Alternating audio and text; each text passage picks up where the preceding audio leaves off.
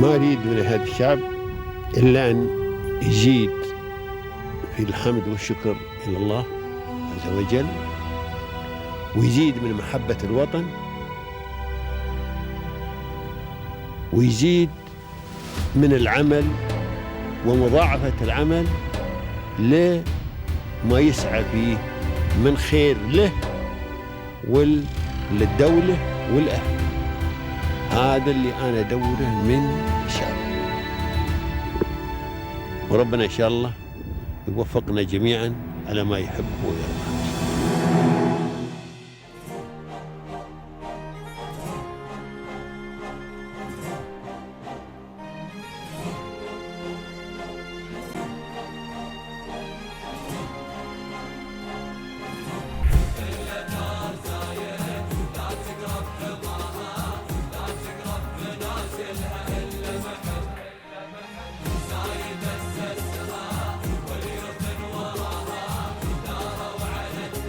You know, those of us who have been living here for a long time, we are among the privileged people.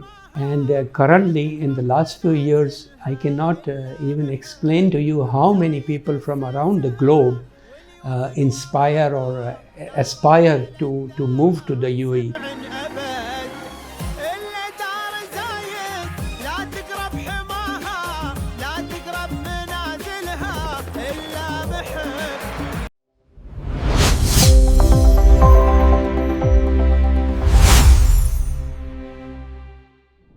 Dear audience, welcome to Pearls of Union. In this program, we shed light on inspiring figures who have turned challenges into opportunities and dreams into achievements. Our inspiring guests are the shining pearls whose journeys reflect determination, vision, and success. Today we meet with another remarkable personality whose story will inspire us all. So please join me in welcoming Mr. Nadeem Lutfullah. Welcome, Mr., and thank you for joining us today. Thank you, Rahma, and it's an honor to be here, and I appreciate your invitation. It's my pleasure to be here. Just adding on, I hope our discussion is beneficial for the maximum number of people that your viewers. Thank you so much, sir, and it is our pleasure to have you here with us today. So, sir, you have been here since 28 years. So how has living 28 years in the UAE influenced your vision of a hiring industry? And also what moments shaped your transition from aviation to mentorship and authorship? Well, to begin with, I moved here in 1997. And already I was in aviation career, so I took it forward in the UAE.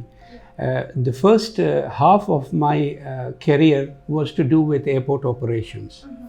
And the second half, I would say from the year 2000 up to 2020, I transitioned, I moved into different areas within aviation while remaining with the Emirates Airline Group. So this is a big thanks to the Emirates Airline Group, which encouraged me to make this transition. So I moved into training, I moved into hiring, into interviewing, and I've always had this passion inside me of sharing my knowledge, because by sharing knowledge we also learn ourselves. So that is one way of continuous learning that I believe in. I have been here, yes, 28 years, and I retired recently from the aviation career. And then I decided that since I am healthy enough, alhamdulillah, so I can continue with my passion of trying to help as many people as I can by sharing my experiences. And recently, I also managed to write some books on these subjects related to career guidance to try and reach the maximum number of people globally, not only regionally. So, sir, you are not just a mentor, but also an author, and you have authored 4 insightful books. So what is the key message you aim to deliver from them? Yes, I've authored 4 books so far, alhamdulillah. See, the messages in the books are all different. Why? Because the topics of each book is different. I'll just give you a brief about the books. The first book I wrote is like an overall roadmap for career guidance for people who are looking for jobs or who are looking to get promoted or move on to different fields. That book is related to guidance, covering career guidance. The second book is totally focused on job interviews, how to perform well in job interviews. My third book, which I wrote recently, about 4 months ago, is about the influence of AI in hiring, because that is something which is not coming, it's already here. So that book deals with how, what challenges are upcoming with the AI and how people can deal with it. And my fourth book, which I published only yesterday, was about self-development and self-improvement. Now, the messages, as I said, are different, but one core message that you asked me for is, if I want to give one message, is that, you know, every goal that you set for yourself, you must have a plan to reach there. And just to clarify here for the benefit of our viewers, is that the difference between a goal and a target, many people mix it up and they are not very clear what is the difference between a goal and a target. So maybe I can just briefly highlight that.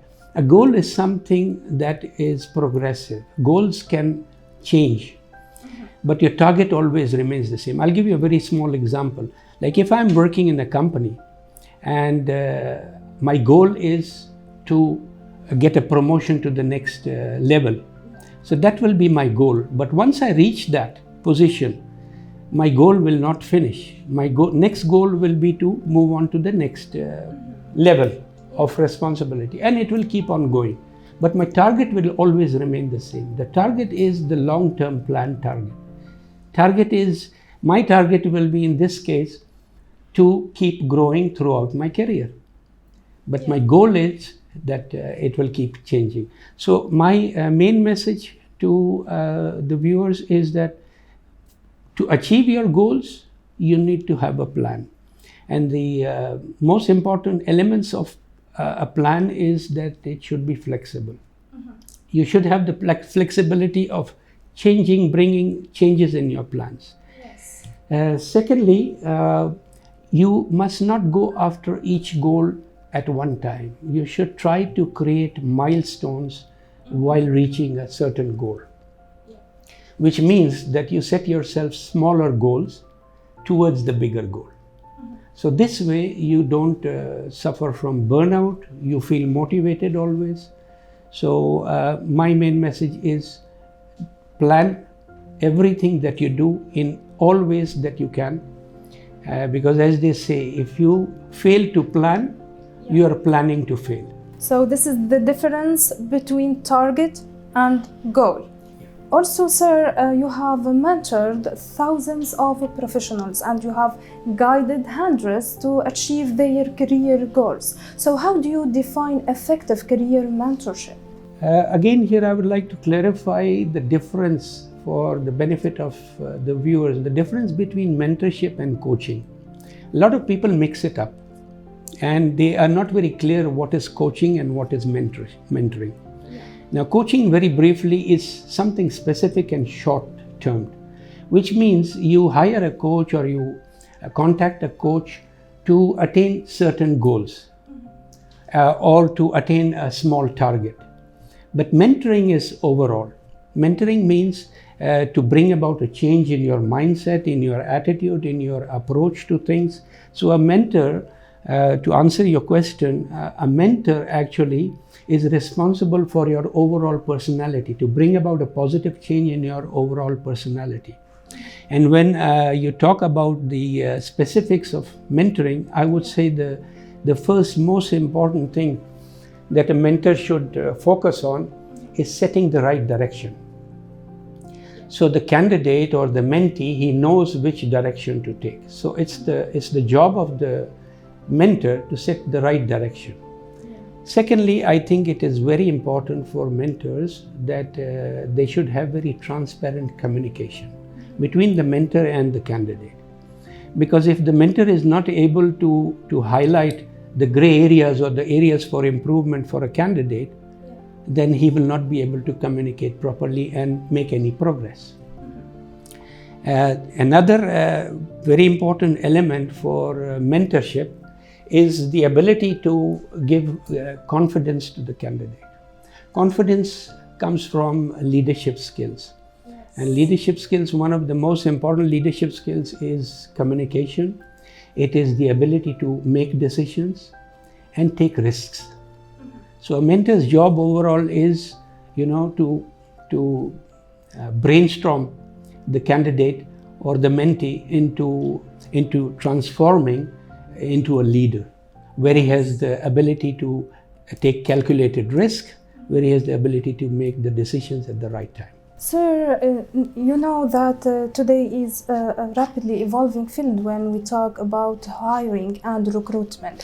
So in a world dominated by artificial intelligence and dominated by digital transformation, where do you see the future of recruitment and hiring industries? This very question that you're asking is very relevant for today's world and for people in their careers. And this is the exact thought that prompted me to write my third book. And I will also tell you the title of that third book is Death of the Resume. Now, speaking in context of the same, what you asked me, everything is moving towards digital, from paper to portfolios. And if I would give the advice to young people about how to face the challenges, how to overcome the challenges of this digital environment, where the AI is responsible to make decisions regarding hiring and recruitment, it is to get over telling about yourself. You see, in my book, I speak about the resume as something which is telling. Move over to showing. Now is the time to show what you have achieved, what you have done. So, in short, in simple language, it would be having digital portfolios online, where you can be traced, you can be found by AI systems. I'll tell you live examples of people contacting me. And then I found out that some people recently here in the UAE, they were approached by recruiters on LinkedIn without applying for a job. How was that? They never sent the resume for the job, but they were approached by the recruiters on the basis of their digital presence, because they were highlighting their portfolios, they were highlighting what they have achieved, what they are capable of doing, the skills.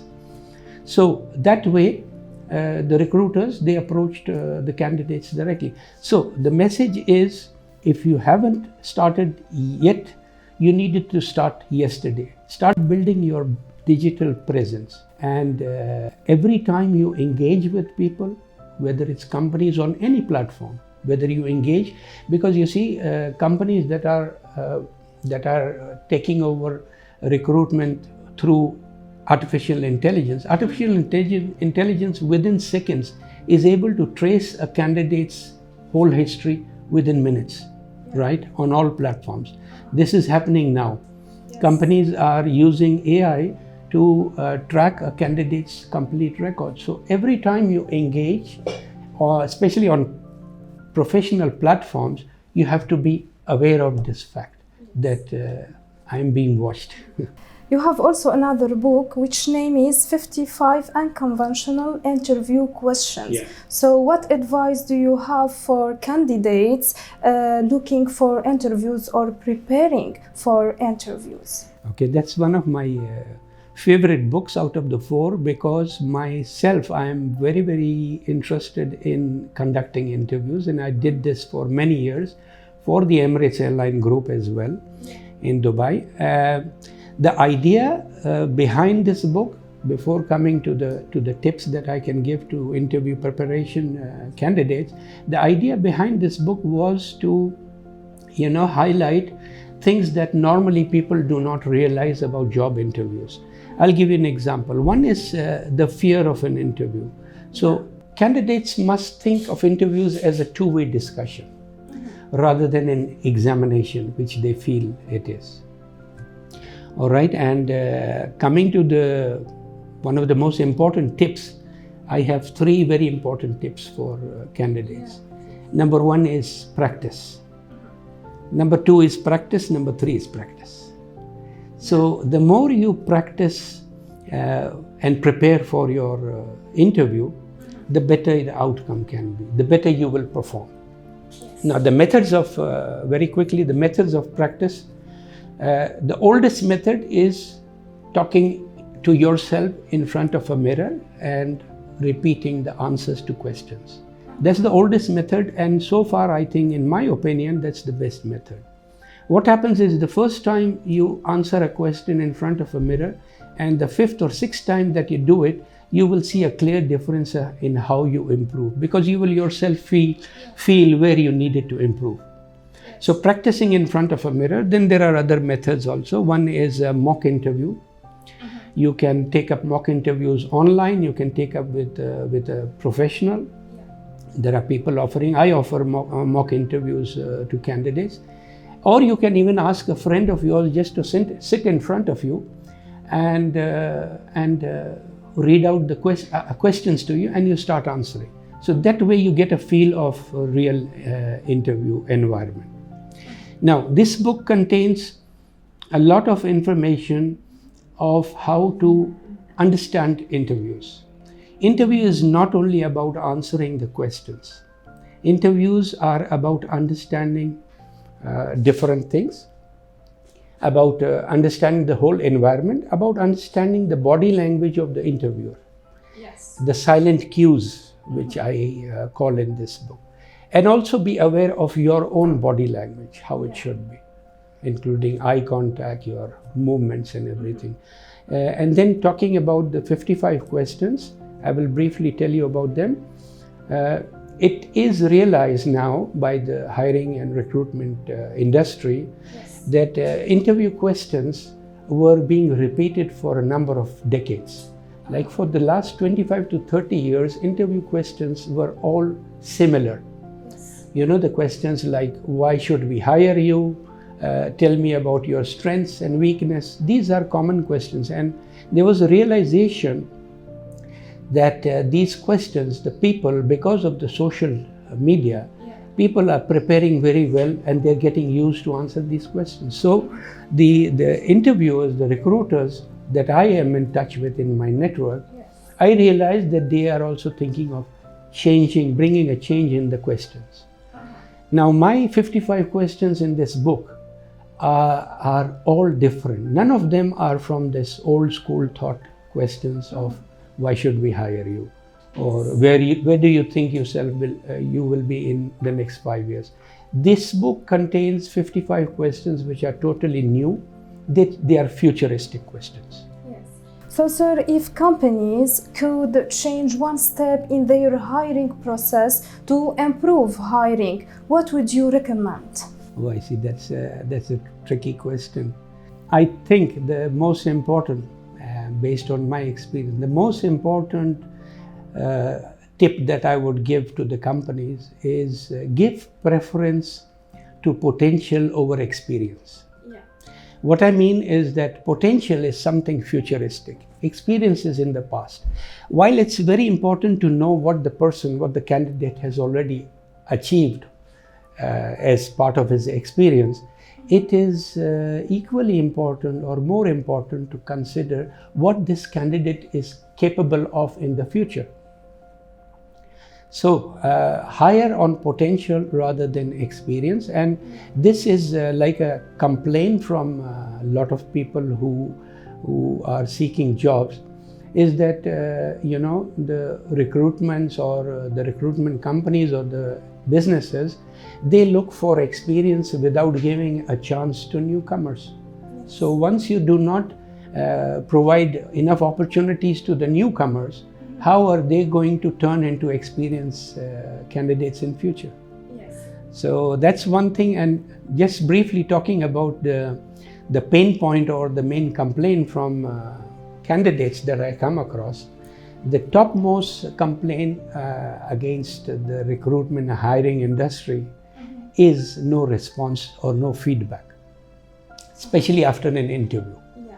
So if companies could consider, developing a mechanism where they can give even a minimum feedback to the candidates, especially after they have conducted an interview and they are not accepted. This not only helps the candidates in improving, it also helps in the reputation of the company for the long term.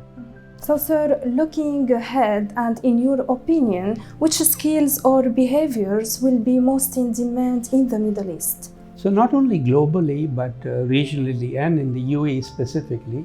I was reading an article recently in a local publication, and there are certain skills that are considered to be the most important and the most required skills between 2025 and 2030, they said in the article. And those skills I will mention to you. One is creativity. Yes, so talking about future skills, not only in the UAE or regionally, but globally, I was reading an article recently which highlighted certain skills for the future. And the way they put it is that these skills will be highly in demand between the year 2025 and 2030. And the top skill mentioned there was analytical mindset.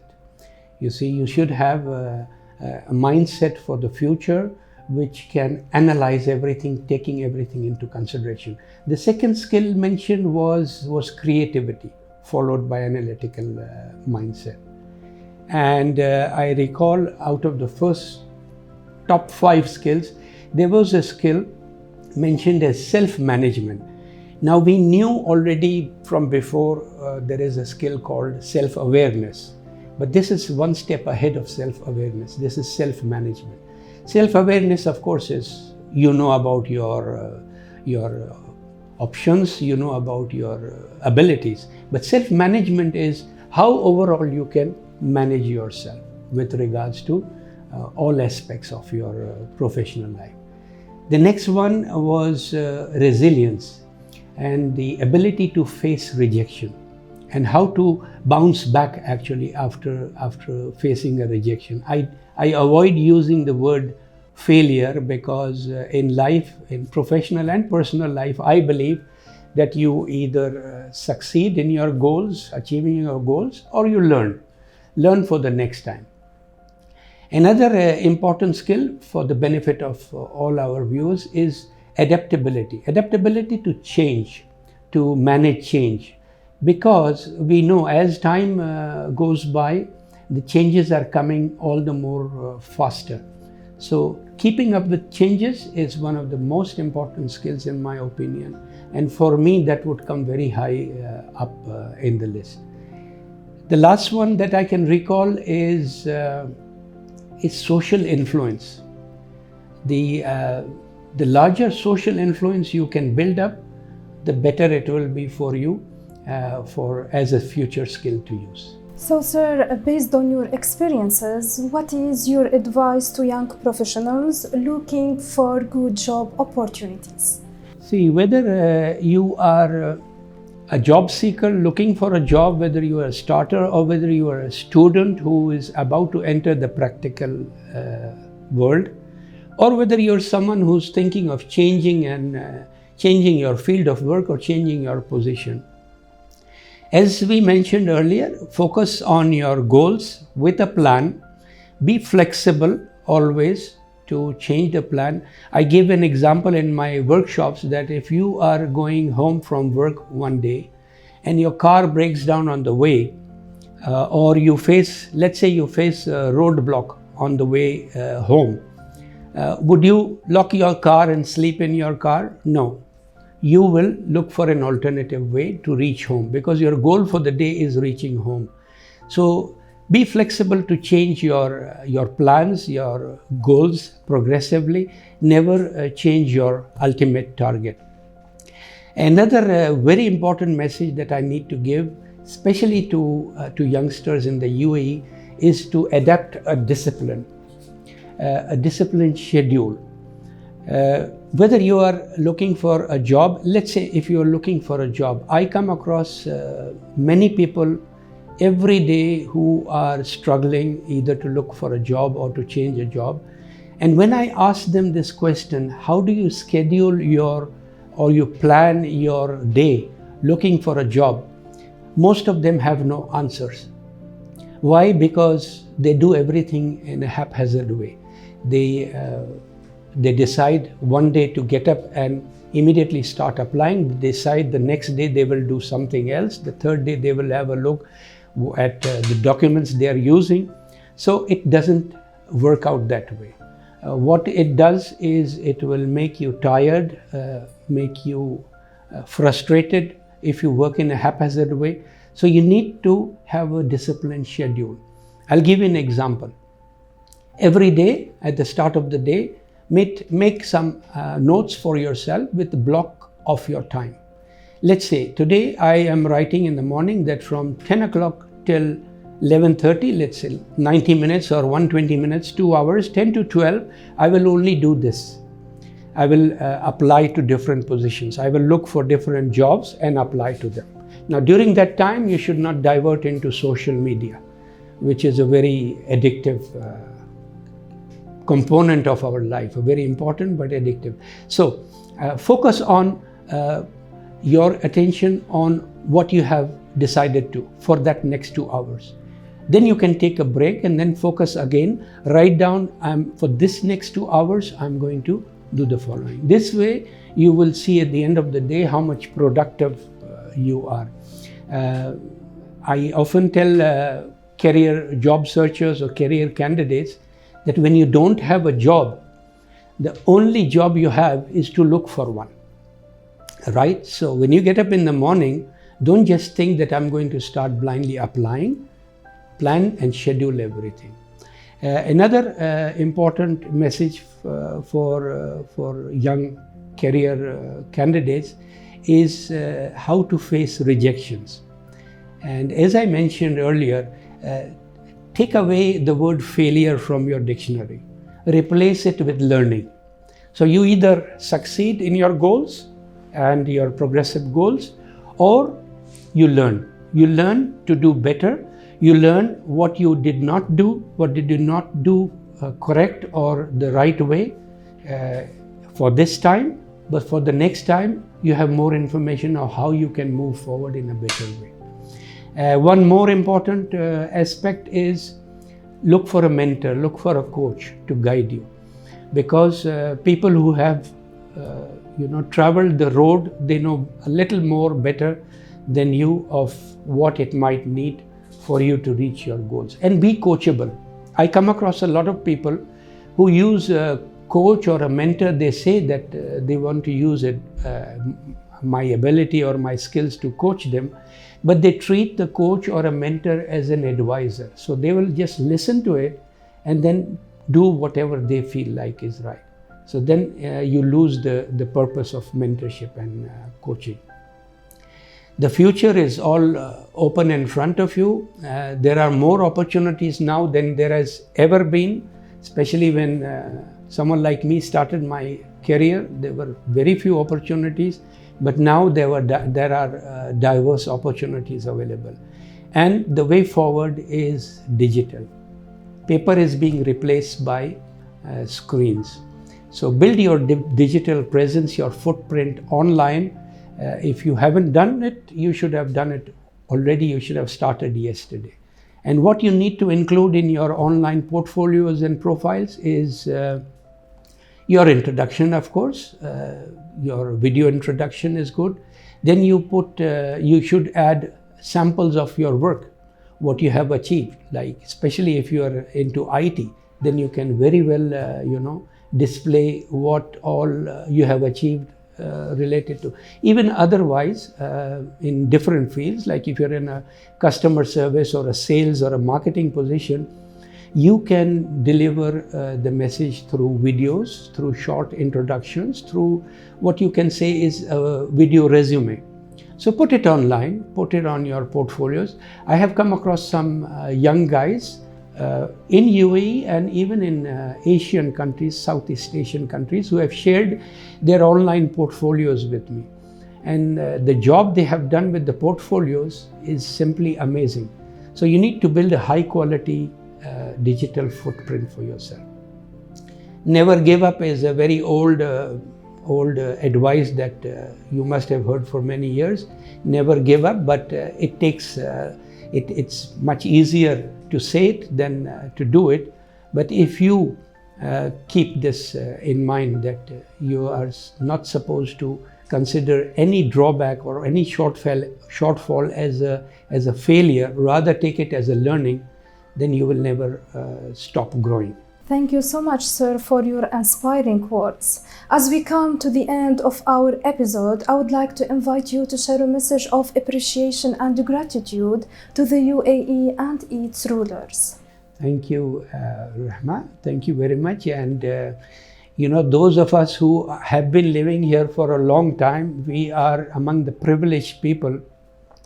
And currently, in the last few years, I cannot even explain to you how many people from around the globe inspire or aspire to move to the UAE.